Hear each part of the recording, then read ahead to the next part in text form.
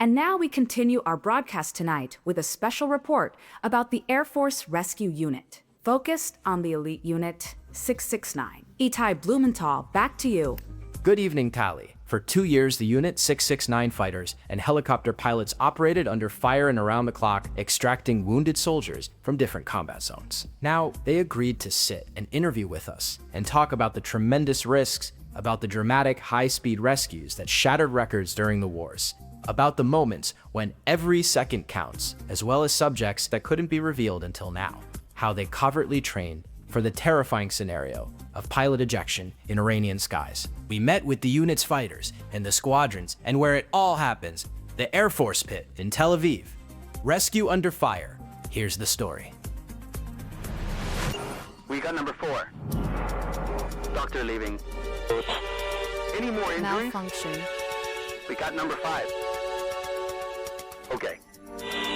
Go to the door, we're done. We're done. There he is on the right. Great. Yeah. Take off, take off, take off. Anyone there? After 2 years of the longest war in the history of the State of Israel, with an unimaginable price tag of hundreds of fallen and thousands of wounded during ground maneuvers in Gaza and Lebanon, we visited the Air Force this week to hear about the Zion Cell activity, the site from which the attack helicopters, with Unit 669 operatives on board, were deployed to save lives.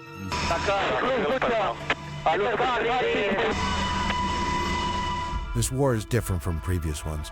There were more intense days when the combat was very intense and we had to evacuate dozens of wounded. Some days had a lot of fatalities. Over the course of a long day that doesn't seem to end, you understand the cost of the battle. Cover me. I'm going to shoot. Once the ramp drops, you're clear to go. Right now, they're loading the force. The Black Hawk and King Stallion helicopter pilots, along with the 669 fighters on board, have executed hundreds of airborne evacuations from combat zones, often under fire, to hospitals over the past 2 years, dramatically shortening evacuation times. For the last 2 years, since October 7th, our ground teams have been integrated as part of the maneuver. And the unit isn't just a heliborne unit, but also a ground unit.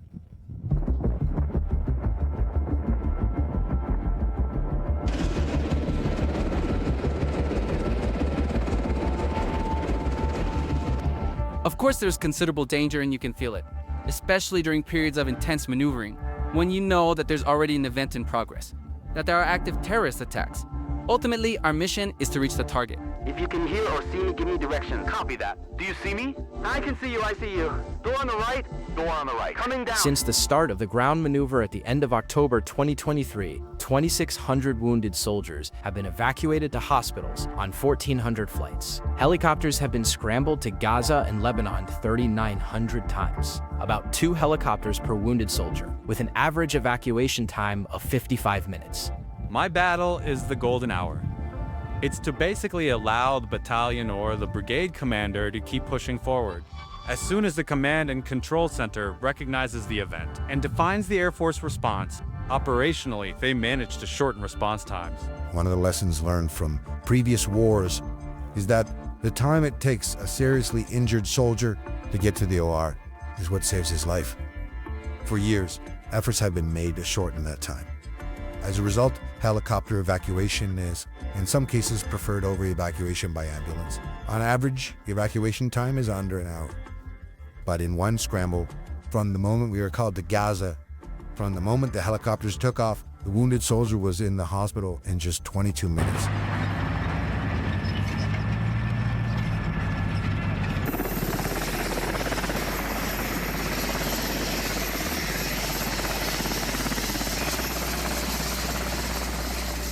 Some evacuations were conducted under fire, and even so, attack helicopters crossed the borderline, landing near the maneuvering forces, placing the lives of the rescuers at risk. The secret to a successful mission and to getting a wounded soldier to a hospital as quickly as possible is full coordination across the entire operation. It begins with communication with ground forces, allowing us to reach the target area in a very short time. Ultimately, when a mission comes in, it's all about reaching the wounded soldier in time, even operating amid ongoing combat assaults, with ground forces reaching the designated location.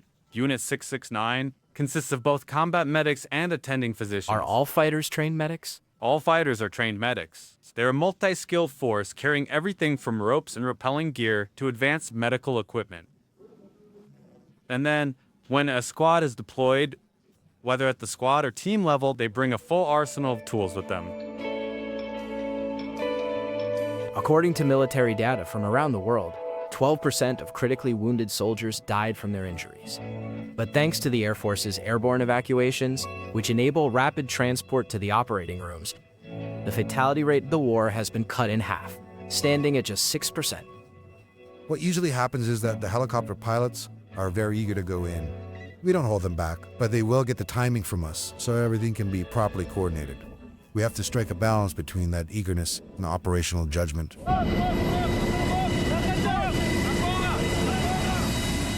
Air Force pilots and Unit 669 fighters describe significant differences between the Gaza arena and the Lebanese arena, particularly when it comes to terrain. In Lebanon, the topography is considered especially complex. Ground cover has a huge impact on helicopter pilots. While fighter pilots operate at high altitude and only descend to strike the ground, we fly very close to the terrain. Gaza is extremely flat and densely packed with buildings. Lebanon, on the other hand, is mountainous, rocky, and heavily forested. All of this has a major effect on how we fly, how we land in the field, and ultimately on our ability to carry out the mission safely. What is it like to land in a combat zone? The sights begin while we're still over our own territory. As we circle in the holding pattern near the border, you can already see the distant plumes of smoke and hear the echoes of explosions.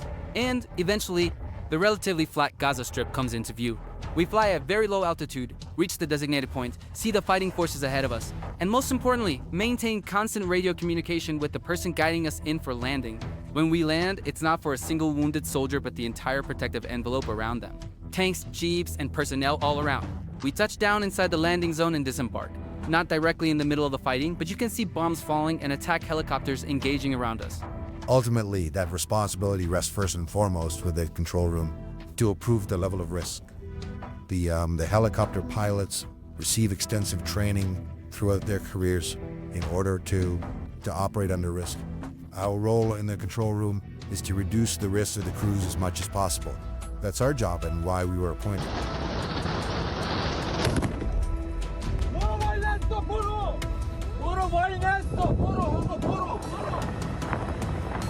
It turns out that during the 12-day war with Iran last June, the Air Force established a special state of readiness that made it possible to rescue Israeli pilots from Iranian territory hundreds of kilometers from Israel. Did you also prepare for the possibility that there would be a need to evacuate aircrew from enemy territory? Well, the unit's capability to rescue downed pilots was in place during the 12-day war against Iran as well. I can't say any more on the matter. Are you able to get anywhere? We go wherever the IDF needs us, wherever the state of Israel requires. And we do whatever it takes to make it happen. Attack helicopter missions are always about evacuating the wounded. Every mission carries the highest moral importance. And we do whatever is necessary to carry it out. Can a pilot taking off trust that if something happens, there will be someone who will come for him? Every pilot who flies a mission anywhere in the Middle East knows there's an entire unit behind him, ready to bring him home if needed. What really distinguishes the rescue of downed pilots from a ground maneuver is the lack of territorial continuity between our forces and the pilot who is ejected.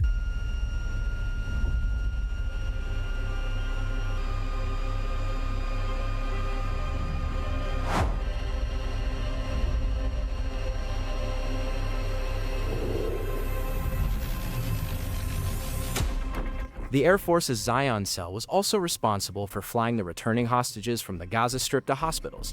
Although this was considered the simplest mission, it turned out to be the most sought-after one. I was surprised by how moving it was. Probably the most meaningful mission I've taken part in as an active flying aircrew member. There was something about the direct encounter with those people who had been through what they'd been through and had returned to our territory, combined with our moral obligation as an army after the profound failure of October 7th to succeed in bringing them home, to fly them to safety together with their families. Something about it created a feeling that simply can't be put into words. The war, which lasted more than 2 years, has for now come to an end. Yet we must never forget the thousands of heroes, both active duty personnel and the reservists, who fought for us all and paid a heavy physical and emotional price. Nor can we forget those who risked their lives to save others, evacuating the wounded under fire despite the mortal danger.